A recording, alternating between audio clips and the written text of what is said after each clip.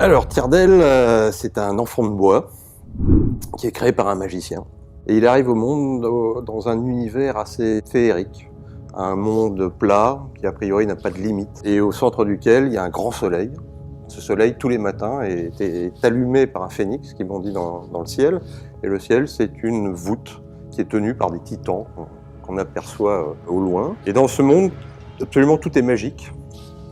Que ce soit les cendres, le sable, le feu, ce sont tous des créatures qui peuvent se manifester quand il en prend l'envie. Donc ce petit bonhomme arrive à la vie dans son atelier, dans l'atelier du magicien, et il se retrouve embarqué brusquement dans une aventure qu'il ne comprend absolument pas, où il va être l'enjeu d'une lutte en fait ancestrale entre les humains et les dieux.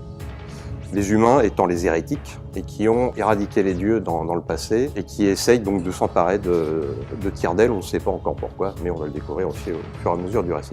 Donc c'est vraiment un univers avant tout baigné par le merveilleux.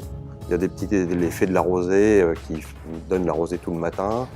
Il y a l'eau qui peut se muer en ondine, le vent, on va avoir des sylphes qui vont se manifester dedans. Il n'y a aucune limite, et je voulais surtout que chaque élément du monde puisse être incarné d'une manière ou d'une autre. Il peut aussi y avoir des créatures qui peuvent naître des cendres, qui peuvent naître du sable. Donc il y a un personnage qui fait un bref passage dans le premier livre, qui est le seigneur élémentaire du sable. Et je voulais que chaque élément, que ce soit le petit insecte, l'écureuil, le loup, l'arbre, la feuille, la fleur, soit vivant, puisse devenir un personnage, puisse raconter quelque chose en fait.